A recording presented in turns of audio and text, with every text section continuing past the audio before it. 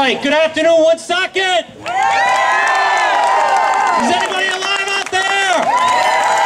Do we have any patriots out there? Do we have any veterans out there? Are we going to protect that monument right there? Let them hear you from here to Wisconsin.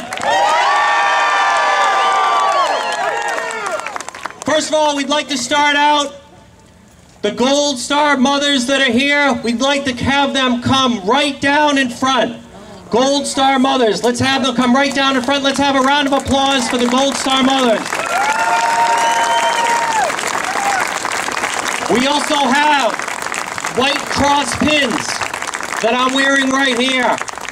We have a volunteer that will pass them out. Don't mob them, but we'll have a volunteer that will pass out. You can wear white cross pin. We also have bumper stickers, so as our volunteer makes their way around from WPRO, you can get a white cross. I am John DePetro from WPRO. Thanks for coming out this afternoon.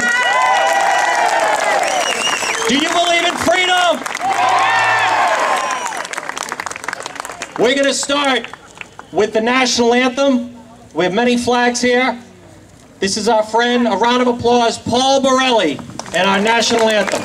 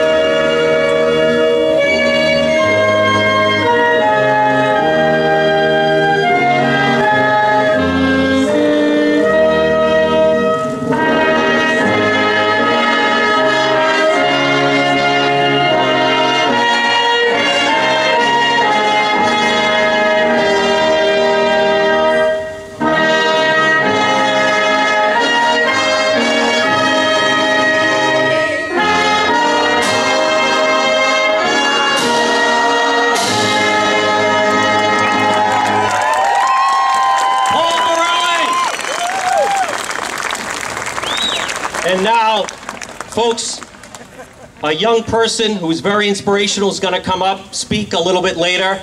Her name is Samy. She's a 7th grader, and she's going to lead us in the Pledge of Allegiance. Let's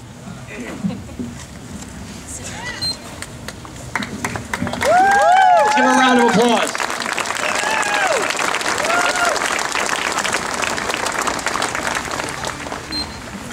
I pledge allegiance to the flag of the United States of America and to the republic for which it stands, one nation, under God, indivisible, with liberty and justice for all. Folks, we have some great speakers, and I think you'll agree, there's a certain feeling that comes over you no matter where you see Americans around the world. And whether it be the Olympics or some other great event. And it starts with one simple chant. USA, USA, USA, USA, USA. Give yourselves a round of applause. Ladies and gentlemen, the man that put this together, our leader, the defender of the monument, let's have a big round of applause, General SRAO.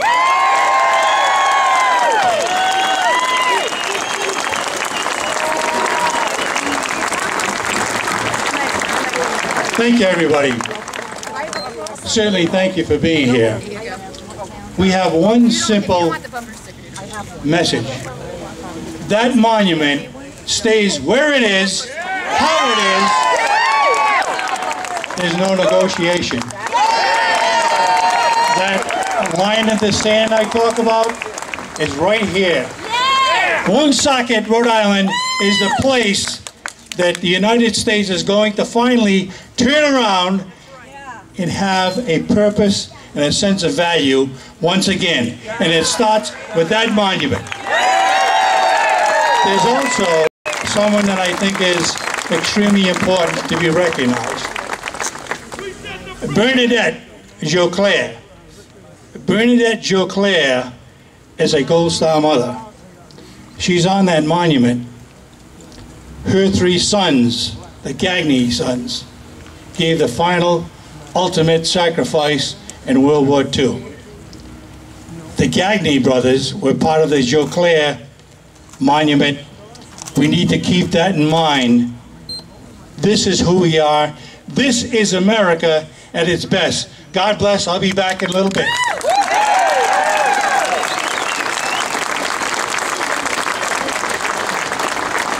Let's have a round of applause, General SRAO this afternoon. We are in Woonsocket. Did everyone park side by each over across the street? Round of applause for Woonsocket. Home of the Mount. Folks, every time an issue pops up, we have certain leaders that step forward and some that do not. Someone that has stepped forward and defended this monument. We're honored to have him here. Bishop Thomas Tobin to the microphone.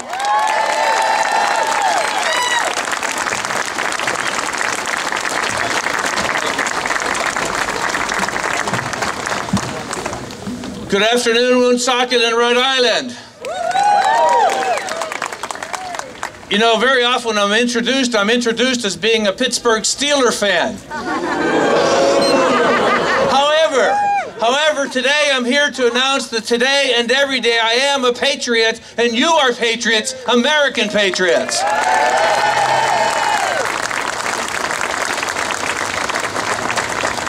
Truly, dear friends, I'm so very happy and honored to be with you today to say a few words and to participate in this very, very impressive rally. Sincere thanks to General SRAO and John DePetro for bringing us together and for leading the charge. And thanks to all of you for being present today. I am so very proud to stand with you today to defend the history and the purpose of that war monument, which is a long and noble history, but now has become singularly famous. I am proud to stand with you today on behalf of our veterans, especially those who have given their lives in the service of our nation, and particularly those who are remembered by this memorial. May God bless them and reward their generous and heroic sacrifice. And I am proud to stand with you today to proclaim the presence of God in our lives and in our culture, and to defend religious liberty.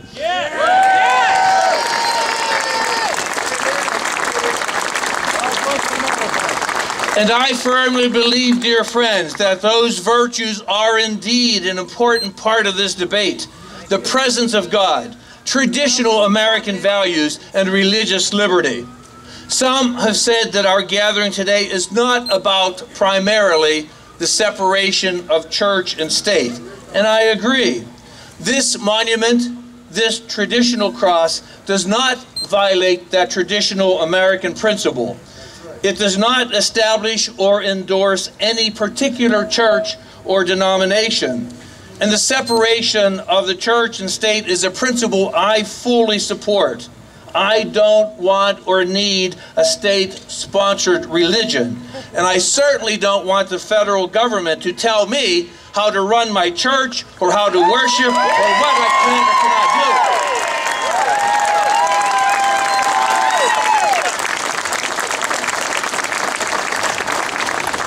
It's true, our gathering is not about the separation of church and state, but there is a bigger picture we need to think about as well. Our rally is also a response to those who wish to remove God from our nation and relegate him to the margins of society. Think about it. What's the name of the group that has opposed this monument?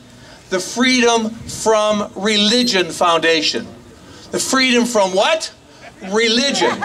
This is about the presence of God in our community and our society. And remember, it's that same group that has challenged the firefighter's prayer and the picture of the guardian angel on their website.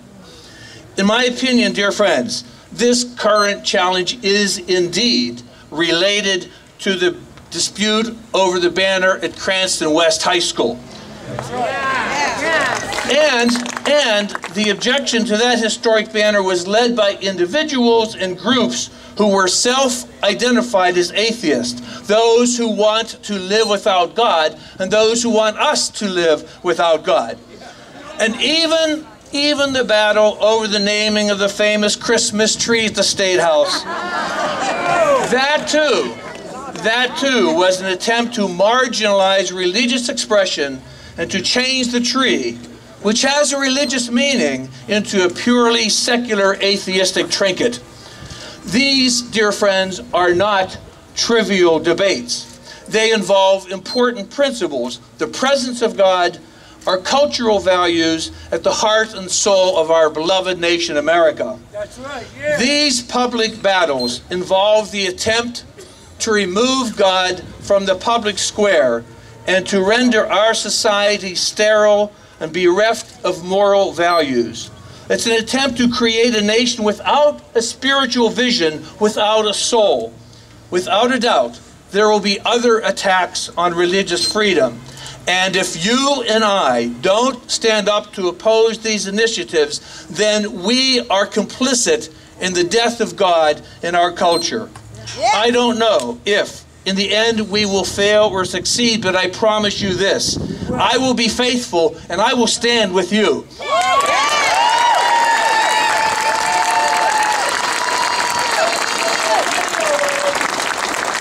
So, dear friends, dear brothers and sisters, thank you so much for coming together today. This means the world to all of us. Thank you for your commitment to our nation and to religious liberty. May God bless you and your families. May God bless our veterans and those who serve. May God bless our nation with renewed spiritual vision, faith, and freedom. God bless you.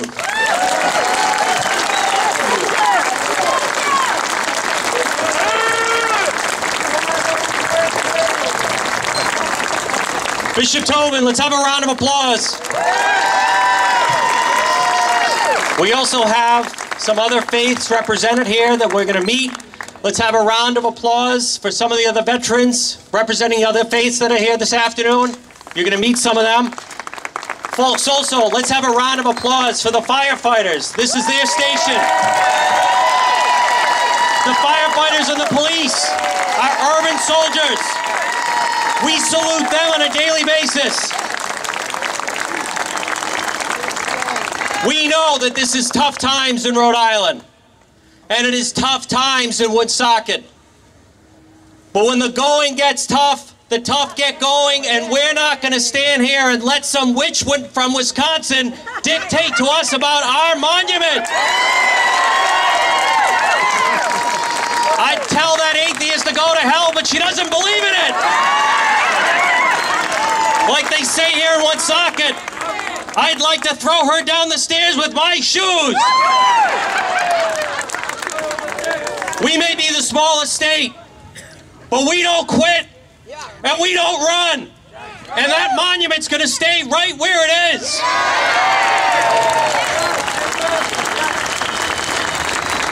And we're not going to cave to an atheist from the cheesehead state of Wisconsin. This is Rhode Island. The only cheese is on Federal Hill. Folks, I'd like a warm, loud round of applause. Someone that has stepped forward. I talked to him the first moment this story broke. He told me on WPRO we are not caving to that atheist group. He is the mayor of Woonsocket, Mayor Leo Fontaine.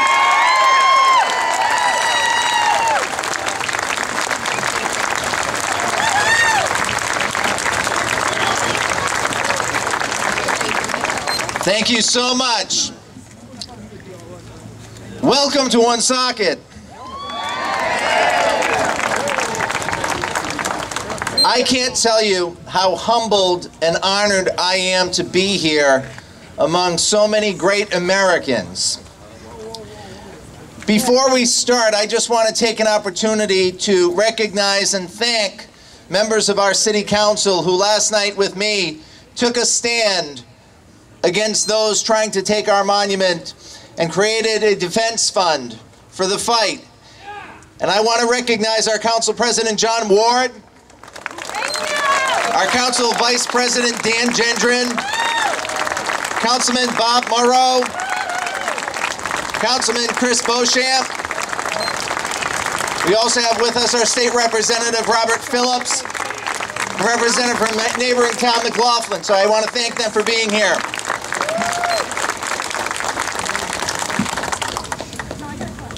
I have to tell you, after we first got the letter from this organization of atheists, many people started calling and questioning. Many people didn't know what this monument was about.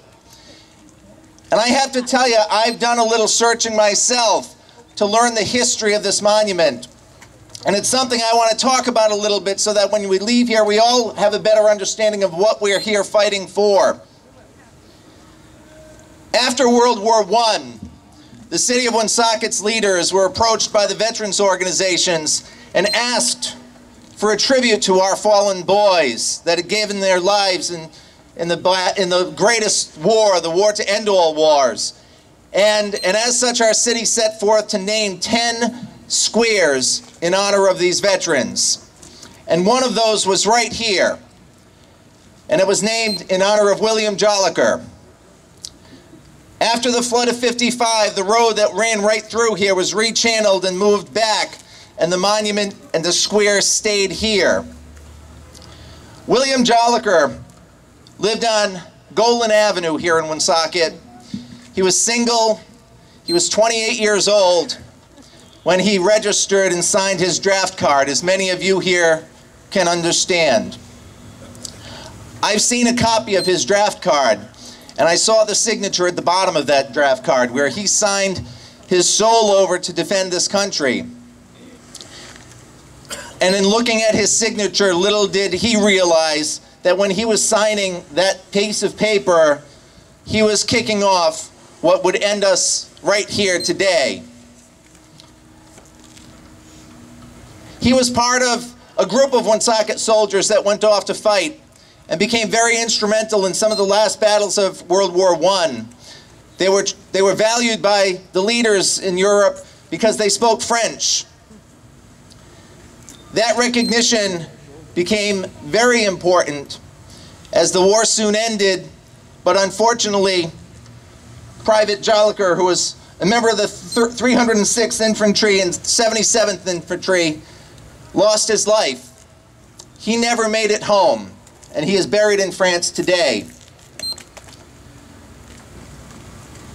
He was honored by the Grand Commander of the Allied Forces, who came here to Woonsocket to dedicate Place Jolicoeur, as it was designated.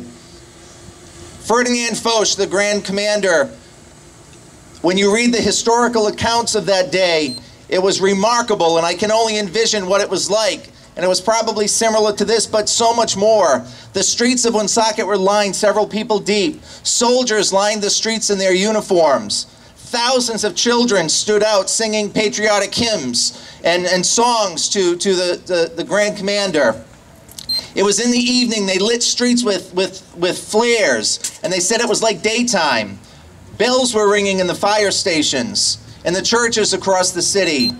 And the commander came here and laid a wreath and dedicated this place in honor of Private Jolicoeur. He was quoted in the papers that day saying that it seems like my homeland to me to be thus greeted everywhere with my own native tongue and by so many uniforms which are so familiar to me. France fully appreciates the wonderful help of the American soldiers in the Great War and is duly grateful. Which brings us forward several years and another World War later, and brings us to the Gagné brothers. As the general mentioned, Bernadette Gagné was a Woonsocket woman, was from Canada originally. In 1942, Mrs. Gagné's husband, and I'm reading from an article that we got from February 16, 1952. In September of 1942, Mrs. Gagné's husband, Joseph Gagné, a well-known city printer, died very suddenly. Her son Louis, 23, who was working on a government defense building project in Newfoundland, was called home for the funeral. He stayed with his mother for a few weeks and then boarded the steamship Caribou for the return trip. In the early dawn of October 17th, the horrible hiss of a German torpedo was followed by a split second by the thunderous explosion aboard the Caribou just off the coast of Newfoundland. Louis Gagné was lost less than 5 weeks after his father's death. Only a few short years later, December 9th, 1945, as a thin line of U.S. infantrymen stormed ashore in Light Island in the Pacific, they were met by a withering hail of enemy fire. One of those who fell in death was Private First Class Alexander O. Gagné, 30 years old and the second oldest son of Miss Gagné. After taking her husband and 2 sons, death had not finished with her. On February 7th, 1949, Sergeant Henry A. Gagné, 38, her firstborn and last remaining son, suddenly collapsed and died at Harmon Field on the island of Guam. The tragedy itself is very touching, but more so when you understand that Mrs. Gagné didn't collapse in sorrow and hide up in her apartment or her home. She stayed involved and joined every military organization. She organized the Gold Star Mothers in this area. She was said, after speaking to family members, to have very proudly wore her Gold Star's mother's pin with not 1, not 2, but 3 gold stars. She continued this work for the veterans of this country until her death at 96 years old in 1980. I can tell you, after learning this and really personalizing what this is all about, it has renewed my sense of resolve to fight for this monument. We will continue to stand strong.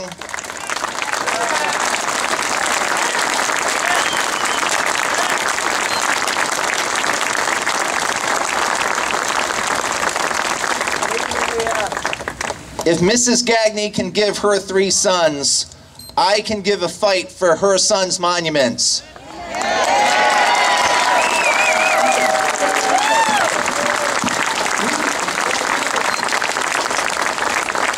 So let us say right here and right now that when this is all over, not only will we renew and rebuild this monument, there will be a new monument for Mrs. Gagné right next to it.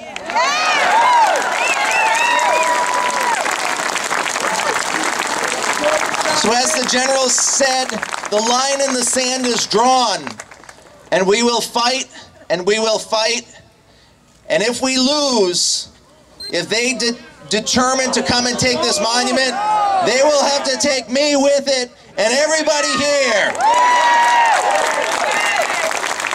So to Private Jolicoeur, to all of the Gagné brothers and Mrs. Gagné, this is my sworn oath to fight for this monument to you and to the great soldiers of this country who gave their lives for this freedom. To all of you, thank you so much. We are going to continue to fight. I ask you to visit the city's website. We've put up a link to be able to contribute because this fight is going to cost money. We've promised that if we are able to win this without the need for the money is going to go to rebuild this monument and all of the monuments to our soldiers in the great city of Woonsocket.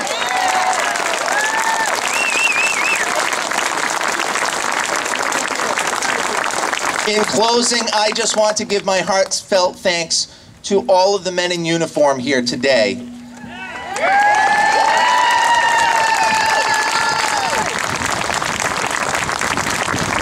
To all of our soldiers, to all of our firefighters, our police officers, those that defend us day in and day out, We stand with you. We thank you for your service, and we continue to stand with you going forward.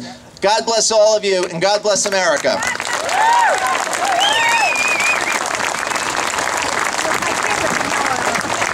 Mayor Woonsocket, Leo Fontaine, let's give him a round of applause.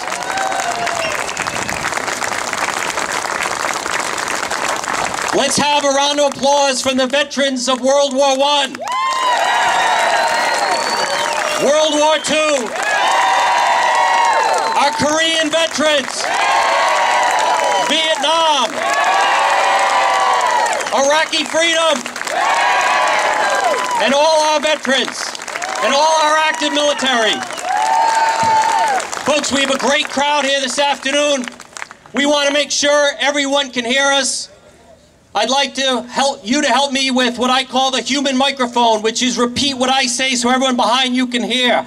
I believe in freedom. I believe in freedom. I believe in the USA. I believe in the USA. I believe in one nation under God. I believe in one nation under God. I believe in liberty. I believe in liberty. We will fight for our freedom. We will fight for our freedom. And we will protect that cross. We will protect that cross. Give yourselves a round of applause.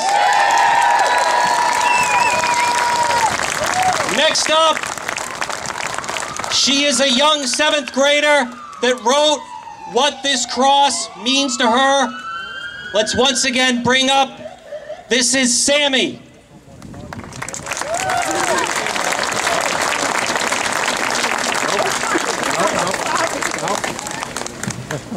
Hi, I'm a 7th grade student from Mount St. Charles Academy here in Woonsocket.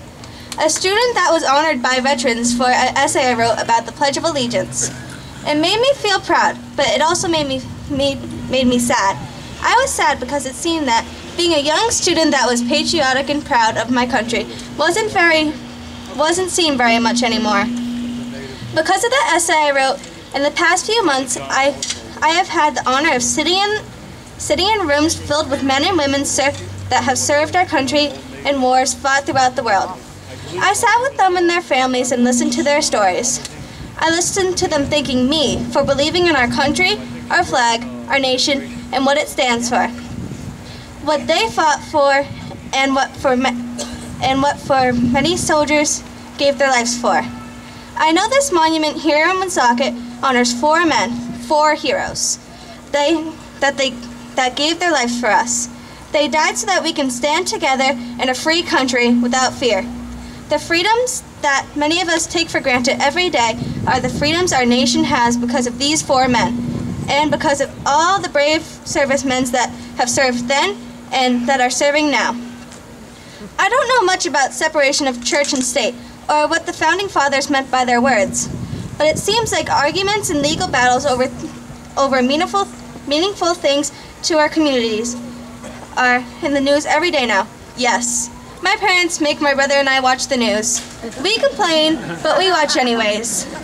There are parts of our country's history being torn down from walls and street corners because someone says that they're offended by it. These pieces of our history are what makes our country great, so different from all the other countries in the world that aren't as lucky as we are. I am a 7th grade student. I don't understand all the fancy terms, conversations, or controversy over this monument, but I understand what's right from wrong. I believe this monument is a symbol of hope and pride and remembrance of our heroes, the kind of heroes that I had the chance to meet in the past few months. I'm kind of disappointed that an adult can overlook that this monument is for the soldiers who fought for our country and only see a cross. I'm pretty sure that there are people of all different religions, or even people with no beliefs at all here today, fighting for this monument. I hope that in the end, it's not about religion or about God. It's about what's right and wrong. Moving this monument because someone who drives by it every day is offended is wrong. Even a 7th grader can see that. General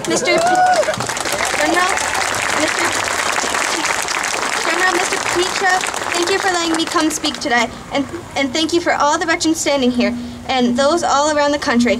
I want you to know that there are young Americans who will join you and stand up for what's right. I stand here today honored to be surrounded by such heroes. God bless our veterans, and God bless America.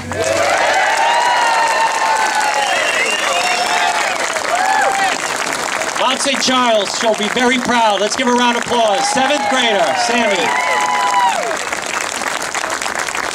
Let's see those flags out there. A lot of American flags.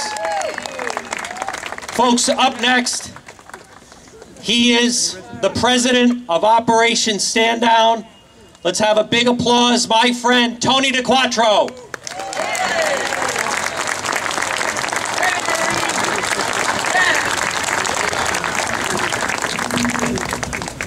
Can you hear me in the back? My brother veterans, brothers and sisters.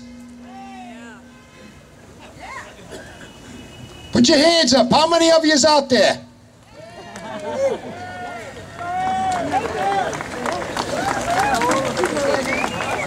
You didn't disappoint me. When I said on the radio that when I had a bunch of kids and parents in a school that they crossed the line when they started picking on veterans.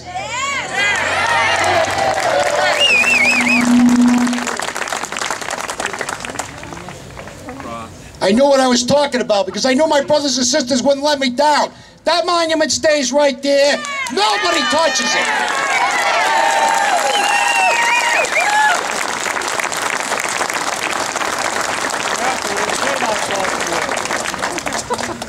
This has got nothing to do with religion. This is all about a memorial.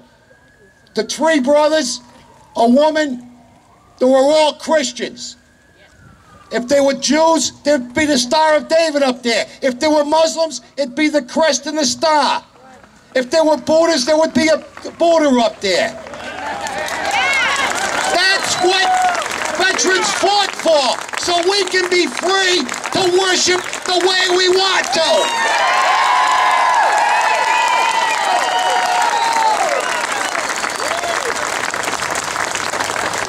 And guess what, atheist?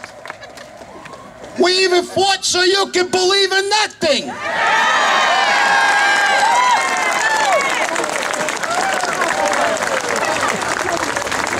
I'm not going to mention the organization because I don't want to give them any credit. But they're a bunch of elitists. They like to use fancy words. I'm not politically correct, and I don't really care who don't like it.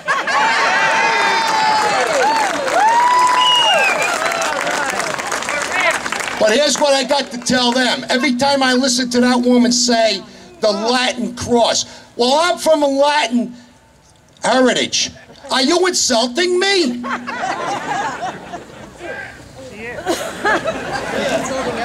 In my case, that's the cross that my Savior was crucified on.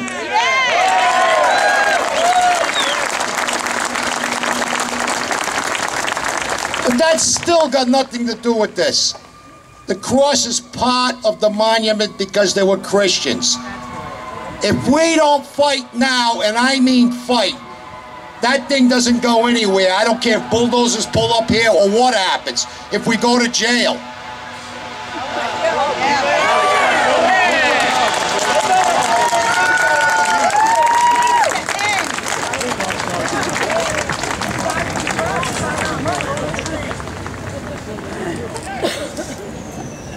A lot of us are old guys, but I'll tell you what, you invade our country and you invade our rights, and we'll show you how we can fight.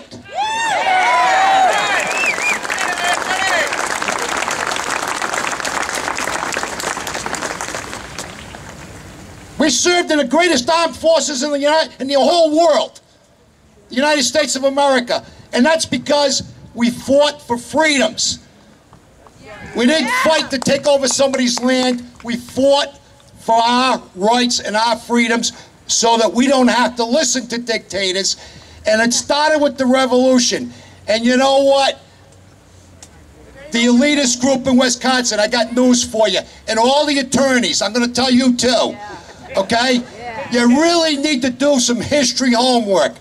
Because when they formed the Constitution, they were talking about that they did not want the government to tell the people what church they had to go to. That's what England did. And they didn't want that here, and we were in a revolution with England. But nobody gets that. They got to make it complicated. It wasn't complicated. If they keep the world nice and easy, people get along better, and we wouldn't have these problems. Please, my brothers and sisters, we help in Operation Stand Down hundreds of veterans a year. And I have never met a veteran who is an atheist. There are no atheists in foxholes.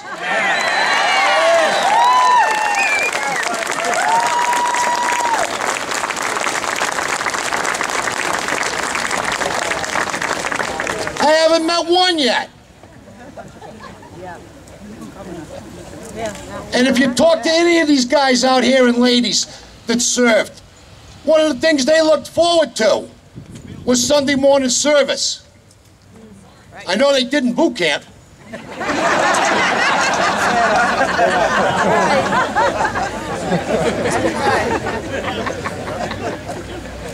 But please, let's stay with the fight. Don't give up. I don't care what they say, what they do. Let's continue to fight. I have a surprise for you. Actually, the American Legion has a surprise for you as a past department commander of the American Legion and a past department adjutant. I want to bring up Mickey to tell you what the surprise is. He's a National NEC man from the American Legion. Mickey.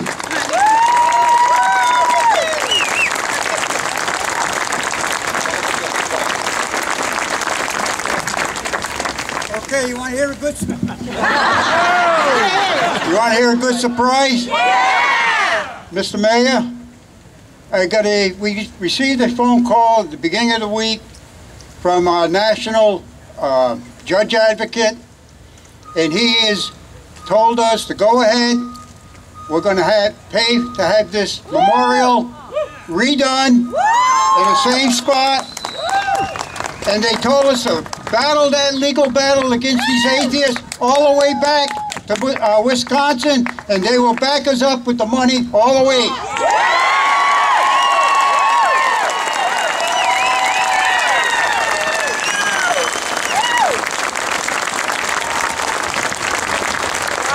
Like I said earlier, they picked the wrong fight. And I got one other thing to say to them. Stay away from our cemeteries.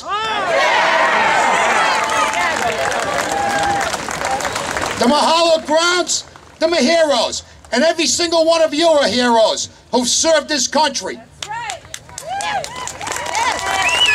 Thank you.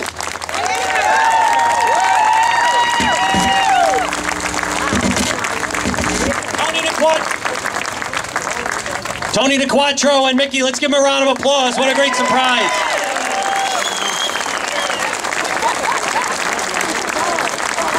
Folks, repeat after me. Fired up!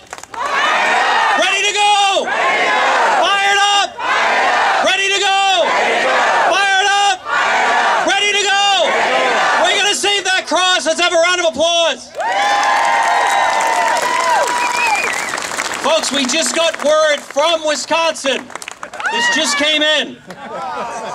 They next want to ban crosswalks, puzzles, and hot cross buns. No longer sold.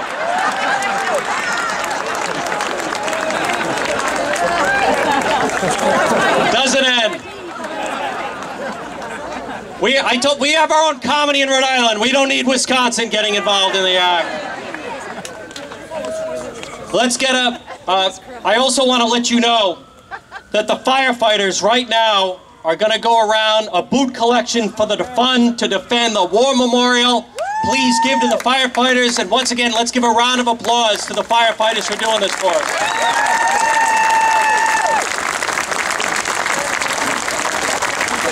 Up next, he is the Grand Chief Degata State of Rhode Island, Oscar Tassoni. Round of applause for Oscar.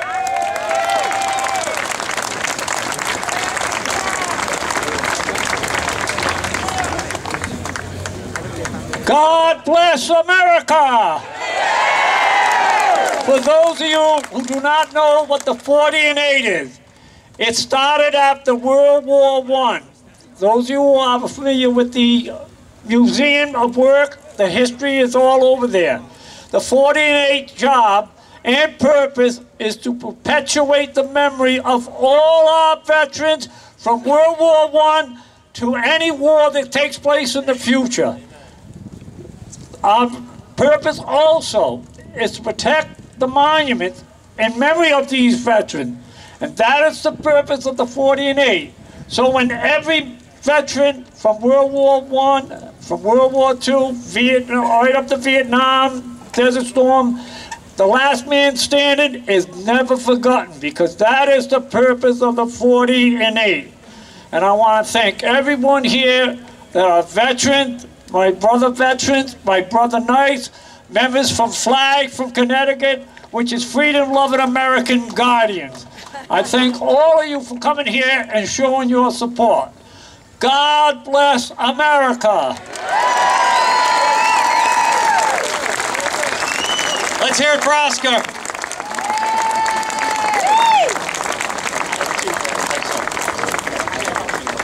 He said he had to Tebow. I love that. Now a jet though. Folks, I just want to read to you. I've been reading a lot about, especially certain speeches given. And one was, if you're a big fan, my favorite president, Ronald Reagan. You go back to the 40th anniversary, Normandy. It was a letter from Lisa Zanetta Hen, whose father was one of the first in Normandy, Omaha Beach. And she wrote a letter to President Reagan that he read that day. And she wrote, "It'll always affect me too. War stories, old songs, stories of the war, all of it gets to me. I know a lot of it is because my dad is gone now, and these things were so much a part of his life. But it was those events that made him the man he was, the man that came to be my father. When I talk of Dad, I always say he landed on the first wave at Omaha Beach. People are amazed I even know or care about that day or event at all. But I'm just so proud of it, and I always will be. I'm going there someday, Dad. I'll see the beaches and the barricades and the monuments. I'll see the graves and I'll put the flowers there just like you wanted to. I'll see the ceremonies honoring the veterans of D-Day, and I'll feel all the things you made me feel through your stories and your eyes. I'll never forget what you went through, nor will I let anyone else forget, Dad, and I'll always be proud." That was written by Lisa Zanetta Hen to her father, to Ronald Reagan about her dad. Folks, up next, we said we would represent all faiths. We heard from Bishop Tobin. I'd like to welcome up to the microphone now, Reverend Donald Anderson.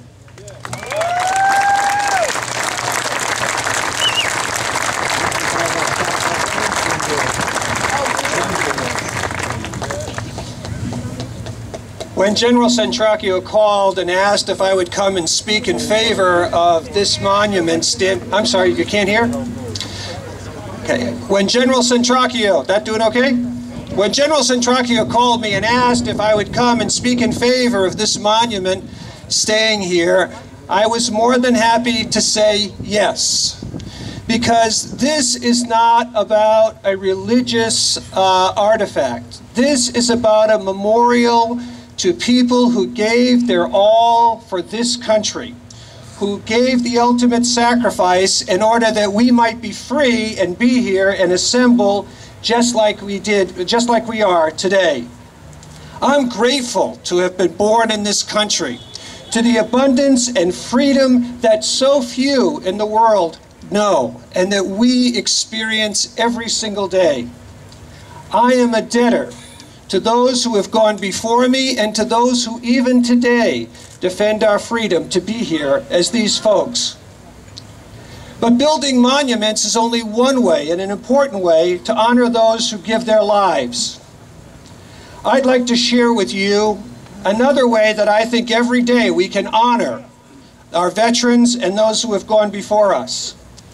It's a piece of advice that comes from one who served in the Battle of the Bulge and was later wounded in the service for his country. When he recovered from his wounds, he returned home to Rhode Island to build a life and a family. My dad didn't talk much about the war itself until just before he died. And when he shared the things that he had seen, I understood why he didn't want to talk about them. But my father did talk to my brother and me about how we ought to live our lives in order to respect the sacrifice that he and my grandfather and so many others made to defend us. He taught us to never be afraid to speak our minds as citizens of a free country, and to always respect others, especially those who had a different viewpoint. He was committed to finding a way of working things out, and he led by example for my brother and for me and for all of those around us. I try to honor my veteran dad and all those others who are here and have served our country. One of the best ways, I think, to honor them is to do as my dad said, is to respect others, especially those who have a different viewpoint, to seek ways to resolve our differences in a civil and respectful way. And my hope is that those of you who fought for us, and in the memory of all of those that are so precious in the minds of all of us who are here, will be to live lives that honor them and that will make them proud. Thank you very much. May God bless you, and may God bless the state of Rhode Island.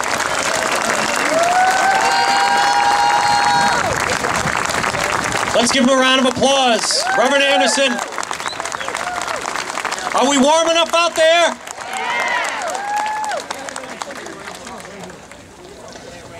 Folks, up next, he is the commander of the Jewish war veterans. Big round of applause. Sandy Jarodeski. Sandy.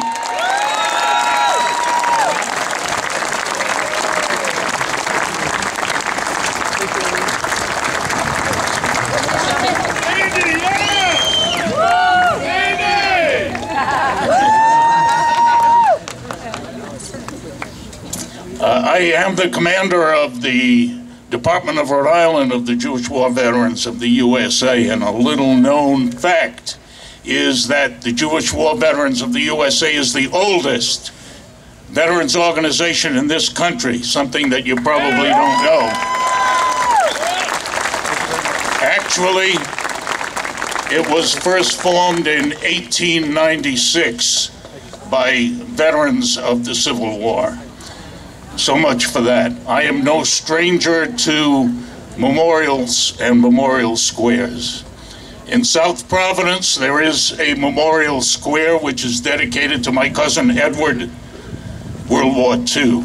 I had the humble privilege of being part of the military unit that dedicated, when that square was dedicated in 1948.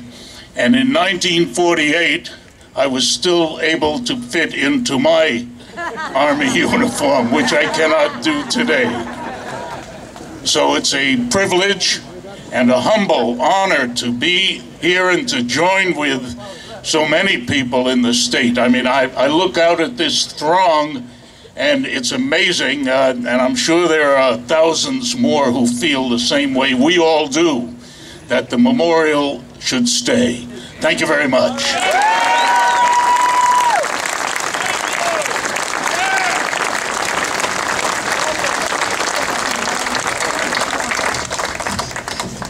Folks, let's give him a round of applause for Sandy.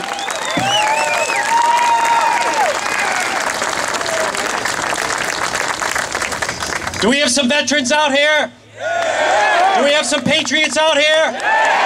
Are we ready to defend the monument? Folks, I want to recognize some people that have spoken out in favor of saving this war memorial. Both of them happen to be running for office. Let's have a round of applause. Colonel Brendan Doherty, he's right over here. Barry Hinckley running for Senate, right over here to the right. We'll recognize some other elected officials. As you know, that monument was dedicated to William Jolicoeur. And folks, it is my honor to welcome up to the stage his nephew, Lucian, who joins us right now.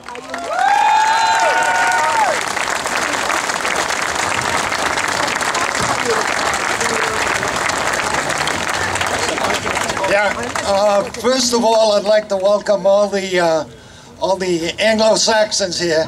But Woonsocket is a French community, and we do speak backwards because in France we put our nouns before our adjectives.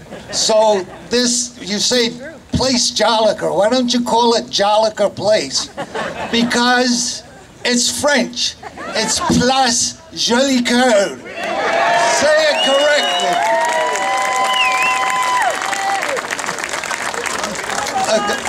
That's it for the French lesson. I never imagined that we, as a country, would come to a point where we would have to defend a memorial for fallen heroes. When our forefathers found this country, it was in the need of religious freedom, and said freedom was guaranteed under Article 1 of the Constitution. Somehow, this has been completely disregarded and twisted by FFRF, to a point where, if they had their way, we would not recognize Article 1 at all. I think someone from FFRF got their name twisted. So we will help to change it to Freedom for Religion Foundation, so we can get the Constitution back to its original intent. A teleprompter.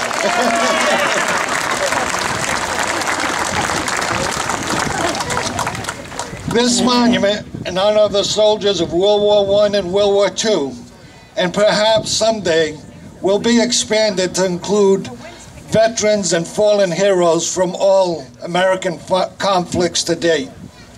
The U.S. has lost many citizens in these fights.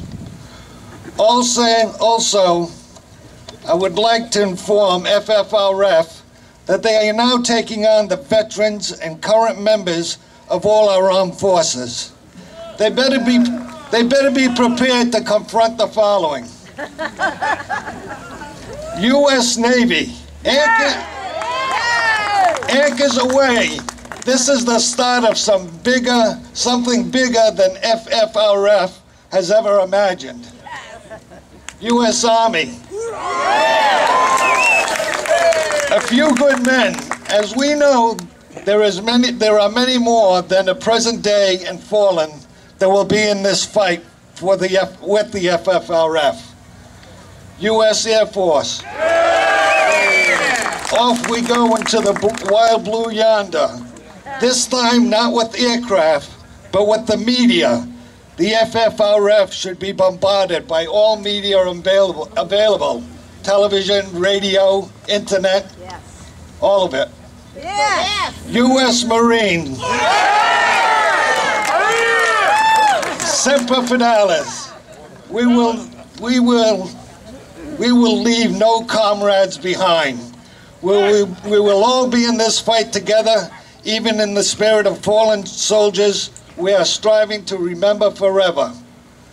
Let's get started and make FFRF a forgotten bad memory.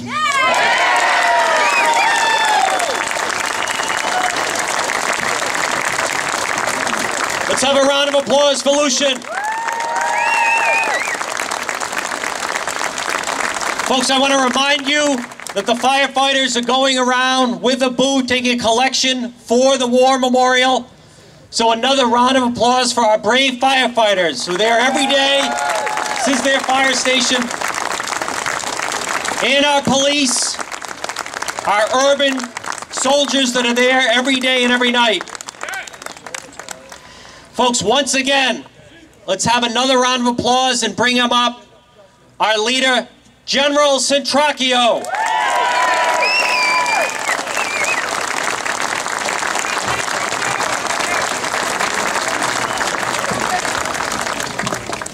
Is it going to stay? Yes! Now listen, you got to put some enthusiasm.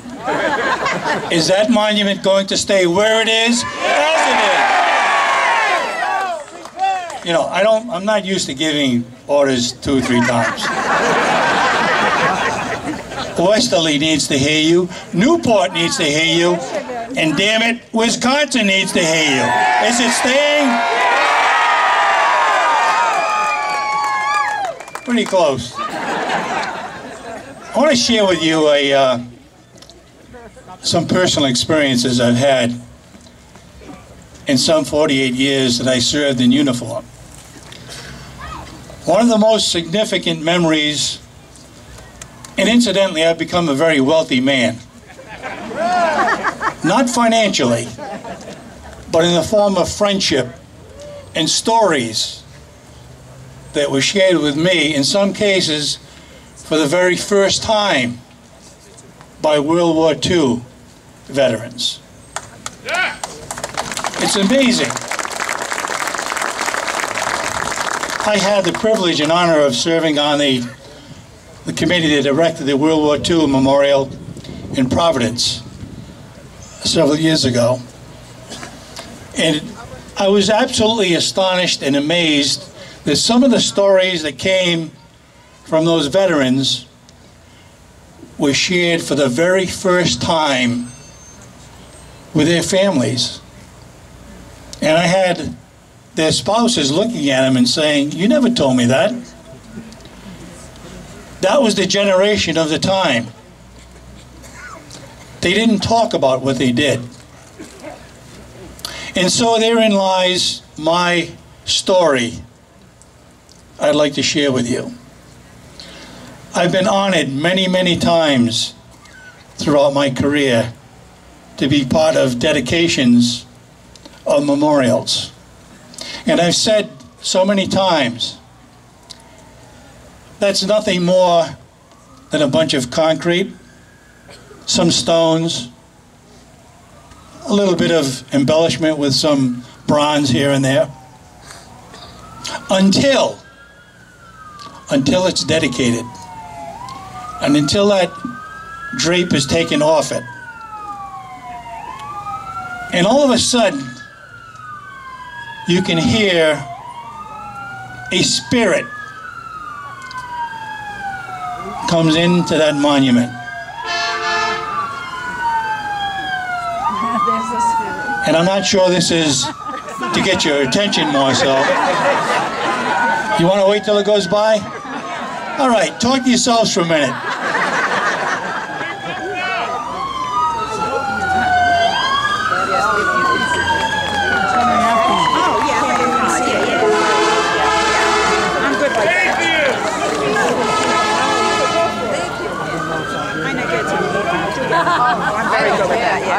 Usually I'm the next day or tonight. I a lot going on. I understand. Now you see we're going to get a complaint from some banana out there saying that they use the sirens to support the monument. I think that's coming. So let me continue with the story. So when you take that drape off the monument, I believe that a spirit comes into that monument. And I've said so many times, if you want to hear what that monument has to say, put your ear right up next to it, and you'll hear a story. You'll hear a story for as many ears as you have out there, and that story will be from a different perspective, from a different veteran, different place, and a different time. I read recently a presentation on the ragged old flag. Have you ever heard that? Yeah. Johnny Cash. Yep. It has much to do with someone coming into a community and sitting down at a bench near this elderly gentleman. And he was looking at the community, and he said in essence, "You know, you have a beautiful community here, but that ragged old flag, you need to replace it." And of course, that was the time he said, "Look, Sonny, sit down, I got to tell you about that ragged old flag." And he went on to explain the many wars that flag was at, starting with our revolution. I'd like to draw from that and plagiarize to some extent that same analogy as it relates to that monument. If you go next to that monument, I guarantee you, you'll hear a story from Jolicoeur. You'll hear a story from each of the Gagné brothers. And what they'll say is something like, I understand, whoever you are, that you're offended by my presence. Now, what are you offended by? And the answer might be, I'm offended because I'm not represented. Well, but yes, you are. You believe in nothing. There's nothing here to represent you. That's a fair analogy. But further from that, I think we need to really listen as to why that monument is here. I wasn't even around, and most of you weren't either, in the 1920s during that terrible war, and earlier than that, obviously. I was only 3 years old during World War II. The difference is I remember, I'm 72 now, I remember the stories that came out of those monuments. I remember the stories that came from the lips of those that served. I remember the stories that came from the families of those that made the ultimate sacrifice. That's the point of a monument. It tells a story. And that story, once it's told, cannot be changed. That is who it is. That's who we are. Americans don't change. So I have the rest of the story with that monument. So the story and the final chapter of the story would be something like, well, I'm sorry I offend you, but you know what? You offend me too. So here's your several options. You can take a different route. Don't look at the cross if it offends you. And if you can't be satisfied with any of that, we welcome you into this community, but we are not going to change for you. So here's an option. You can get in your vehicle and go back to wherever the hell you came from. That is the message that that monument is telling. Can you hear it? Now listen. He's in France. His body is in France. Jolicoeur needs to hear you. And the Gagné brothers need to hear you too. Do you hear the story? Do you hear the story? That monument is not going anywhere, any place. It's staying where it is, as it is, in Woonsocket, Rhode Island. This is the line in the sand. God bless. You are Americans at their best. God bless each of you.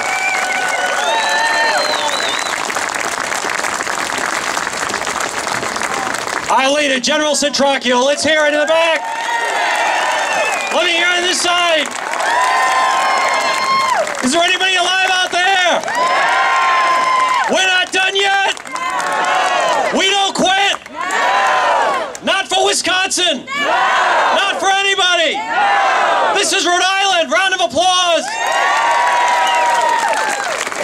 Folks, up next, a veteran of Desert Storm. Let's have a loud round of applause for Jen Hanley.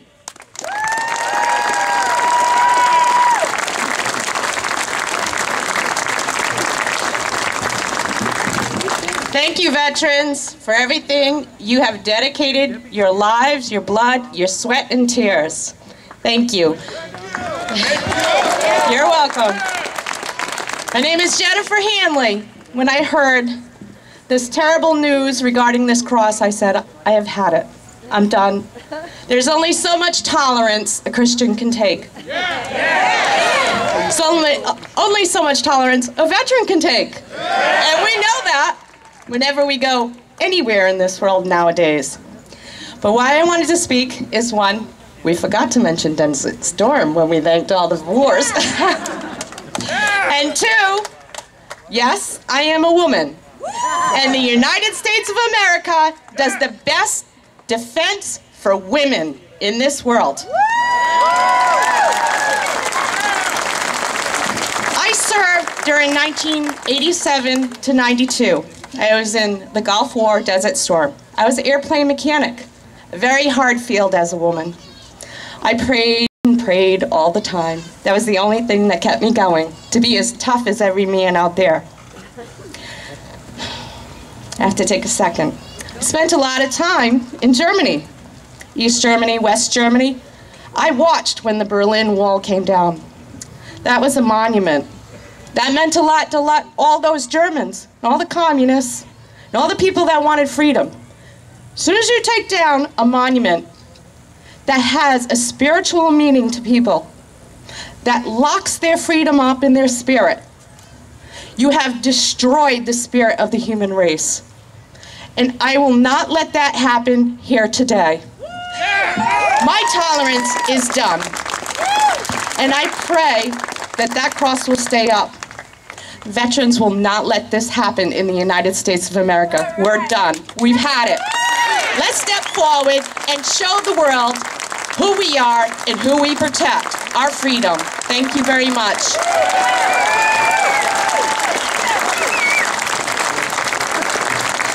Oh, she's great. Jen Hanley, let's give her a round of applause. Let's have a round of applause over here. Where's everybody in the back? Wave your flags and cross in the back. There they are. The bleachers are with us. Let's make sure they can hear us. Once again, the human microphone. I believe in freedom. I believe in the USA. I believe in one nation under God. I believe in liberty. We will fight for our freedom.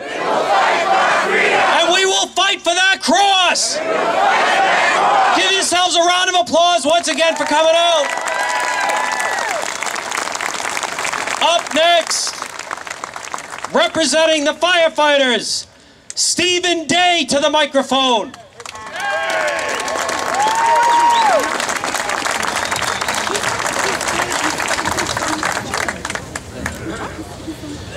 I'm honored to stand with you veterans, you firefighters, you policemen, and all of you who are here to support this cause. My father was a Navy veteran. He died several years ago, but he was always proud of his heritage as a veteran. He never forgot any of you. My brother Michael died in the line of duty as a City of Providence firefighter on June 13, 2006. The firefighter's prayer. When I am called to duty, God, whenever flames may rage, give me strength to save some life, whatever be its age. Help me embrace a little child before it is too late, or save an older person from the horror of that fate. Enable me to be alert and hear the weakest shout, and quickly and efficiently to put the fire out. I want to fill my calling and give it my best in me, to guard my every neighbor, protect his property. And if, according to my fate, I am to lose my life, please bless with your protecting hand my children and my wife. That's an anonymous author. It's unknown.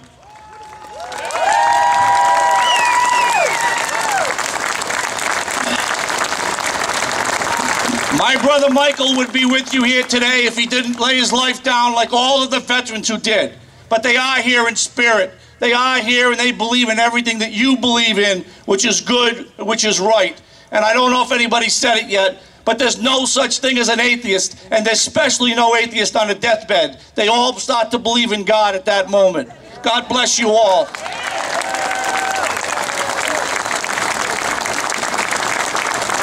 Stephen Day, folks. Let's give him a big Woonsocket round of applause. Let's see those flags. Where are the flags over there? Folks, we have many great people that come out this afternoon. Up next, He is also a veteran. Let's bring Eric Wallen up to the microphone. Where's Eric Wallen? Operation Stand Down. It's an honor to have served in the United States Air Force, and I'm proud to be a veteran. And I'm proud to be serving our veterans at Operation Stand Down, helping those in the greatest of need. I'm here to tell you that as a lawyer, when I see these lawyers coming in from Wisconsin and they want to attack our freedom here in this state, when they want to fight for religious intolerance, and that's what this is, make no mistake about it. These people are intolerant to religion, and it's no different than when the Taliban fired missiles and mortars at the Buddhist statues back in the early 2000s and tore those down from a time before Christ. This is religious intolerance. It will not stand. They can bring this battle to court. They can bring this battle to court. And if they win, God help them if they win. Because let's remember this. I wasn't a combat veteran, but I see a lot of them out here. You fought for inches and for feet and for hundreds of feet. Far less ground than what this memorial stands on. And let them be warned. If they want the battleground to be here at this memorial, they better be ready to fight. Because we will not retreat. We will not retreat. We will not retreat. We will not retreat. Stand our ground. God bless you. God bless the United States of America. No retreat.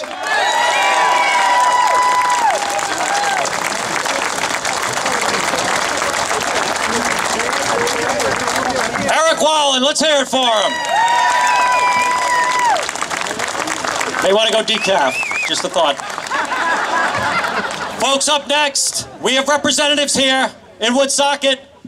Let's bring up Representative John Breen and also Representative Lisa Baldelli Hunt to the microphone.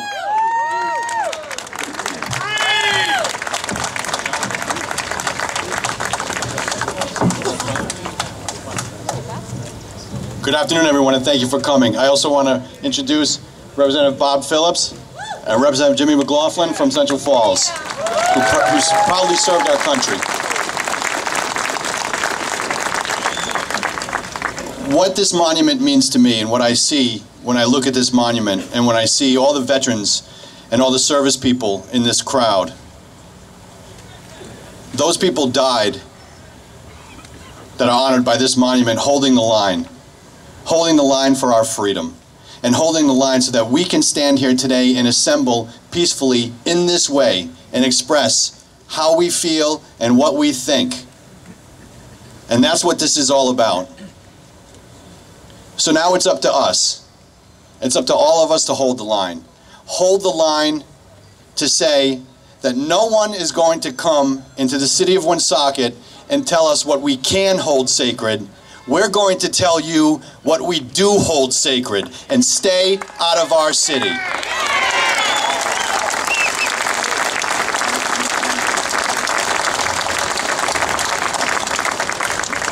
You know, it's hard to find positive things about the city of Woonsocket these days in the newspaper. But when you look across this crowd, it's a great feeling. This is everybody coming together at this time and in this place for the greatest purpose possible, and that's our liberty and our freedoms, and for the right to express those. So I say thank you to all of you for coming out today. It really is an honor, and I have to say that from the House of Representatives, it's not always a bunch that agrees on everything, but right now from Westerly to Woonsocket, you can't find a rep that doesn't want to come down here and help out and do whatever they can to make sure that that memorial stays exactly where it is. Thank you so very much. God bless you, God bless Woonsocket, and God bless the United States of America.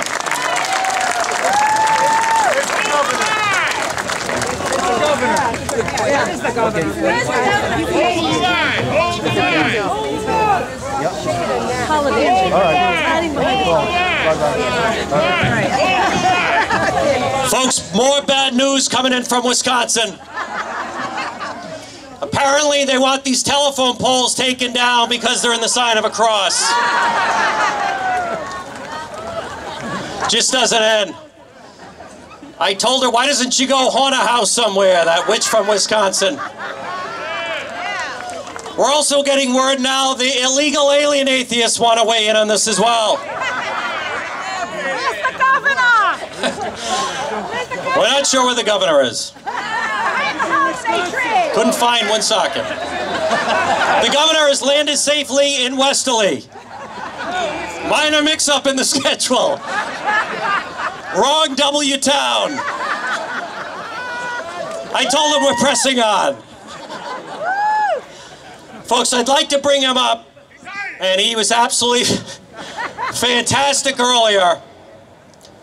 And this is important because he's going to lead us into the 6 o'clock news. And actually, before we do this, I want to thank the state police and the police that have coordinated all the efforts here today.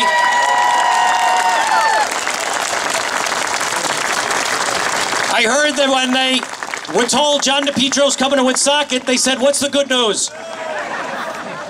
But I said, I'm bringing Centracchio. They said, bring him right on then. But all the media is here. And by the way, the media is only reporting there are 50 people here, so we need to be nice and loud. Can you imagine that? The media being wrong on something like this? If it was illegal aliens, they'd say there's 10,000 here right now. That's another rally, though. It's another rally. By the way, do you know why the illegal aliens hate water fire? They say, how are we supposed to swim and fish in this river if you people keep lighting it on fire? All right, little levity here. Thank you for the applause over there. He's loving it. Where are all the motorcycle riders that passed me on 95 today? Round of applause. Speed limit 65 once in a while, guys. Just a suggestion. Don't have to go 90 every time. But I'd like to see the state police who are going to stop the veterans on motorcycles coming here today. It wasn't going to happen. But the 6 o'clock news, the stations are going to go live. So we're going to be nice and loud. And we're going to be united. And this story is going to go coast to coast. The country is watching Rhode Island right now. And whether it be Fox News or MSNBC, we're going to be very clear. It's not going to happen in Woonsocket, Rhode Island. It's not going to happen in Cranston, Rhode Island. It's not going to happen in Massachusetts. It's not happening, period, in this state. Folks, we're going to bring him back.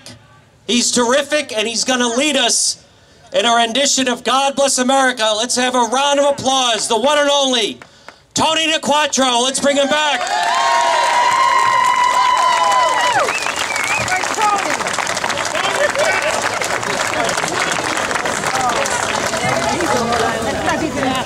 My brothers and sisters, especially my motorcycle friends, I know you all sing like I do, so I'm gonna need you to carry me on this one, guys. Go for it, Tony. I do have something I want to read to you that I forgot to read to you earlier. Okay, and this is important. And it's, maybe you'll get an understanding of what a soldier and what a veteran is. I gotta put the glasses on, I'm getting old. A veteran is someone who at one point in his life wrote a blank check made payable to the United States of America for an amount up and including his life or her life. This honor, they are the way to many people in the country who no longer understand it. People don't get it. They don't understand it. They see it on the news. And half the time the news doesn't report things correctly anyways because there's only supposed to be 500 people here. They don't know how to count. They should have been, a good thing they're not in business because we'd all be in trouble. We had it counted out. There's over 1,500 people here.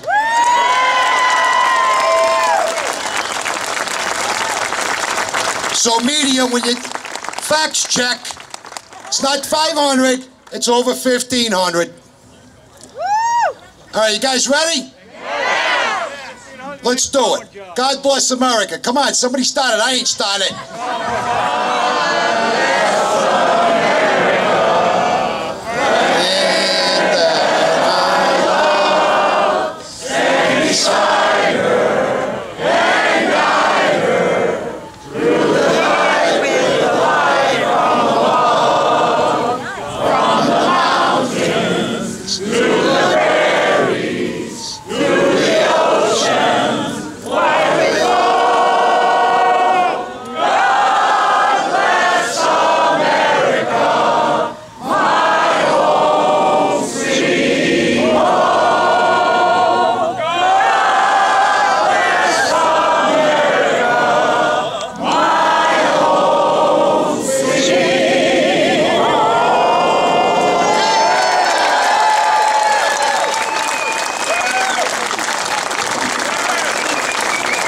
That was great.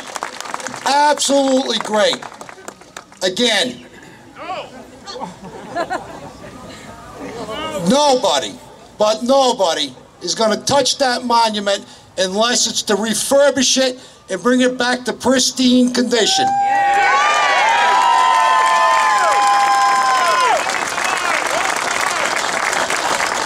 If it doesn't end here, we'll be doing this all over the country. And we don't need to do that. We need to end it here. Let them know it's not going to happen. That stays, right? And we're willing to pay the price like we were before if anybody tries to touch it.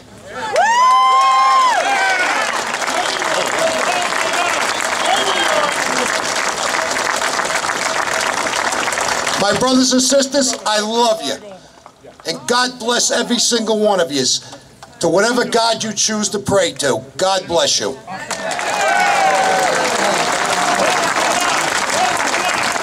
Let's hear it, Tony DePetro. All right, folks, we still have a lot more to come. Right now, let's bring them back up to the microphone with a special presentation. Let's have a round of applause once again for General SRAO.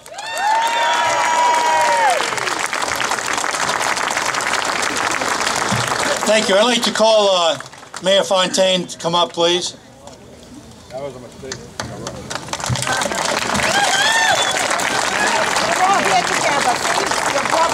In the United States military, we have a tradition. We have a coin. It's called a challenge coin. When you present that coin to someone, you recognize excellence. It's a worldwide tradition. I'll tell you the rest of the story after I present it to them.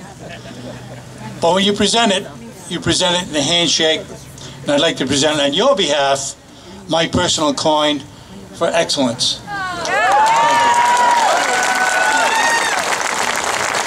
Now the reason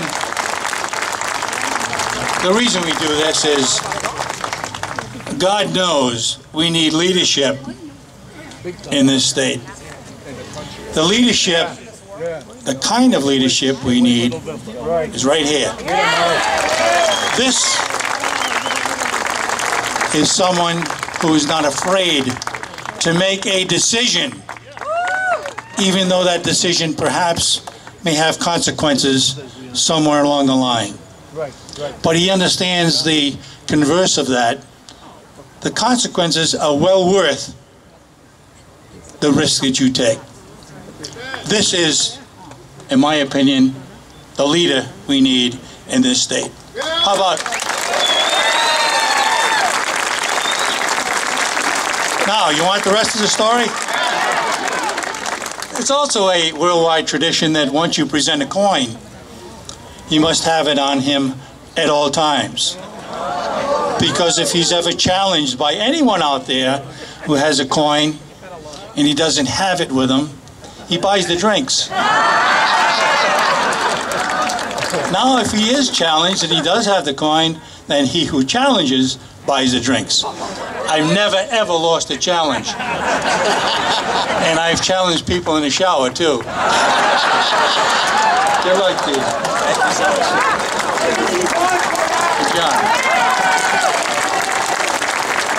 I think it's appropriate, too, that... Let's hear it for Mayor Fontaine from Woonsocket. I'd like to take this time, too, to recognize that when you organize something like this, you certainly can't do it by yourself. Especially when you don't have one of these in front of you, a mic, and a whole radio station. I can't begin to tell you how important it is to have this gentleman, John DePetro.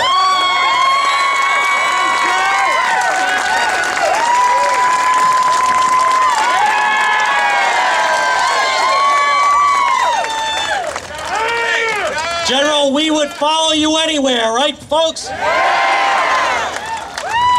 I know there's also competition out there, so I need to mention it too. Helen Glover, are you out there? Helen Glover is another tremendous patriot, tremendous to our veterans, tremendous to our military. So Helen, if you're out there, thank you. This is a collaborative effort between all of our radio stations and all of the people that really care who we are. So John, on behalf of all of us, thank you so much. Thank you, General. Folks, we're not done yet. We have a special treat. Let's bring him up to the microphone. Nick Nofield. Where's Nick? You're going to love this. If I might say a couple of things, I served in the United States Army in the late 50s and 60s. So I'm proud and privileged to be an American, okay? So, my wife and everything, I'm from Cranston, and we had a little setback there, but it's not going to happen again. Let me tell you. You know why? Because our Constitution was based on the government of the people, by the people, and for the people. And there's, 99.9999 more Americans in this country than the other people that are fighting this situation, okay? So they can't beat us. They won't beat us, let me tell you. Of the people, by the people. Now, I'm going to do one chorus of America the Beautiful. I'm going to change keys, and we're all going to join in and do it, okay? With my very good friends. Now, don't be bashful. Sing proud, okay? Oh, beautiful for spacious skies, for amber waves of grain, for purple mountain majesties above the fruited plains. America, America, God shed his grace on thee and crowned thy good with brotherhood from sea to shining sea. Now all together now. Oh, beautiful for spacious skies, for amber waves of grain. Be proud, come on. For purple mountain majesties above the fruited plains. America, America, God shed his grace on thee and crowned thy good with brotherhood from sea to shining sea. I thank you very much. It's a privilege to be here. Thank you. What a treat. Nick Nofield. Folks, also, I want to thank Paul Borelli. Round of applause for Paul, provided the sound system. Quick announcement, 3 buses courtesy of Valley Transportation will be taking people back to the parking lot, the middle school and Davidson Street at the conclusion of the rally. Now also, unfortunately, more bad news out of Wisconsin. In addition to the White Cross, they want to ban white shoes in North Providence. That's never going to fly. You think this is a battle? Even worse, they want to ban gold cross chains in Johnston, and that is never going to happen. Enough is enough. Folks, up to the microphone next. Let's have a round of applause for former Representative Al Jama. Al Jama.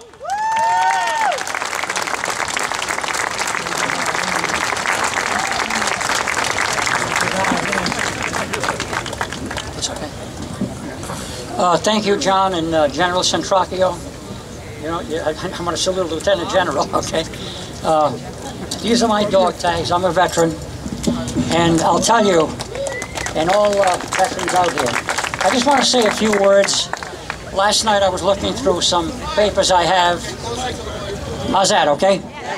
And I want to say a few words in other people's words. These are not my words, okay?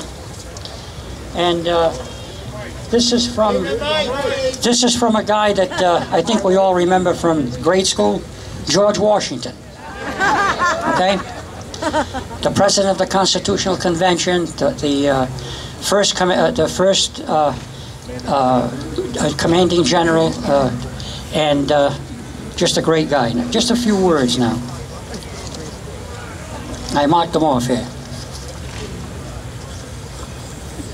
Now, we all talk about the First Amendment to the Constitution.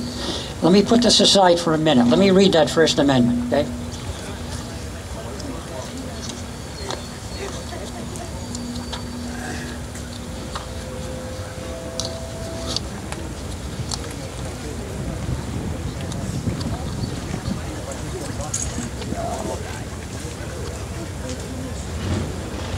Bear with me a second. Here it is.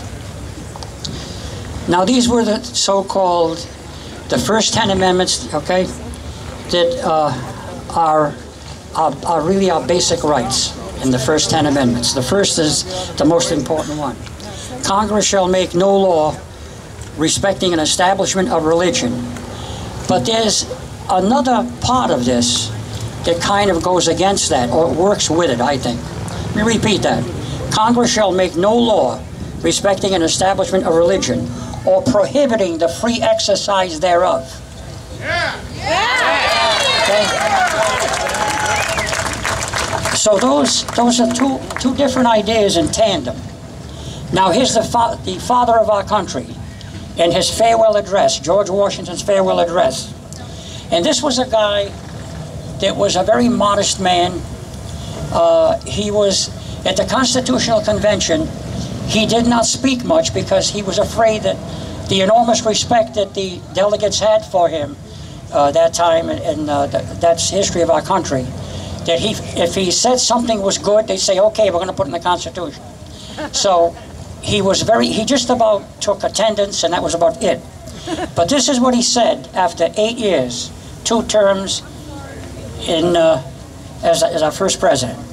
It's a little kind of funny English, but we can understand it. Of all the dispositions and habits which lead to public prosperity, religion and morality are indispensable supports. In vain would that man claim the tribute of patriotism who should labor to subvert these great pillars of human happiness, these firmest props of the duties of men and citizens. And he goes on to say that let us simply be asked, where is the security for property, for reputation, for life, if the sense of religious obligation desert the oaths which are the instruments of investigations in the courts of justice? Don't we say, swear on the Bible, when you have a witness come up before any court, from a district court to the Supreme Court of the United States? Can we indulge the supposition that morality can be maintained without religion? Whatever may be conceded to the influence of refined education on minds of peculiar structure, reason and experience, both forbid us to expect that national morality can prevail in exclusion of religious principles. And just one more short paragraph. This is George Washington speaking, the first president. Religion and morality enjoin this conduct, and it can be that good policy, and can it be that good policy does not equally enjoin it? It will be worthy of a free, enlightened, and at no distant period, a great nation, to give to mankind a magnanimous and too novel example of a people always guided by an exalted justice and benevolence. This guy talks about God in just about every sentence. And you know, I was a delegate to the Rhode Island Constitutional Convention about 26 years ago. All of us got a book like this. I wish everybody had. This is the annotated version of it. Only the delegates got it at that time. We spent a year, 1 year, running a new Constitution. And this is the preamble to our Constitution.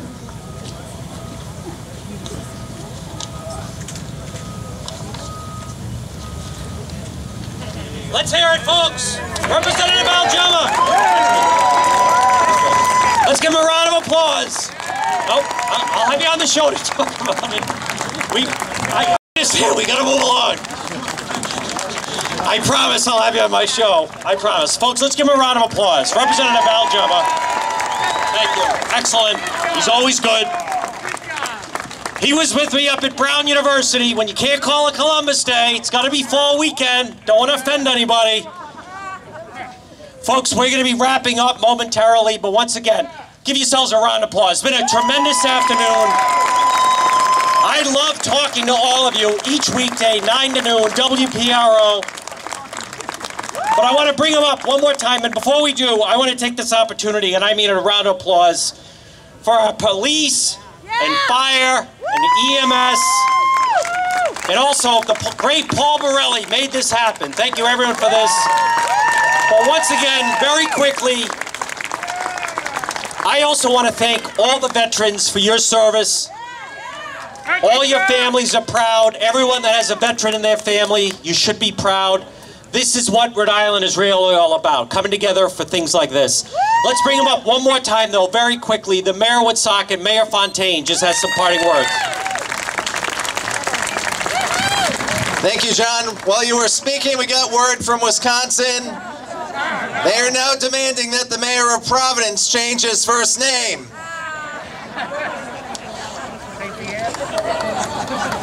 Let it sink in, you'll get it.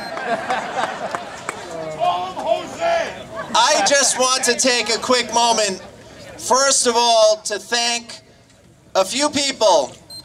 Lorraine Corey, right over here,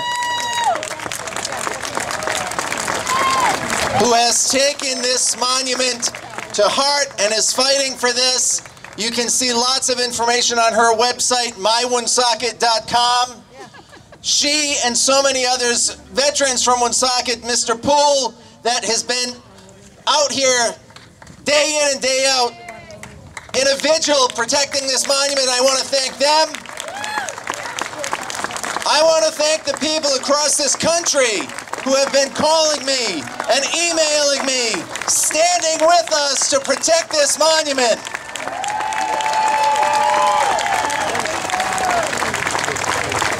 They recognize that the Jolicoeur family does not have a grave to visit here on United States soil because their son is buried thousands of miles away under a white cross similar to this one. We are not going to take it down.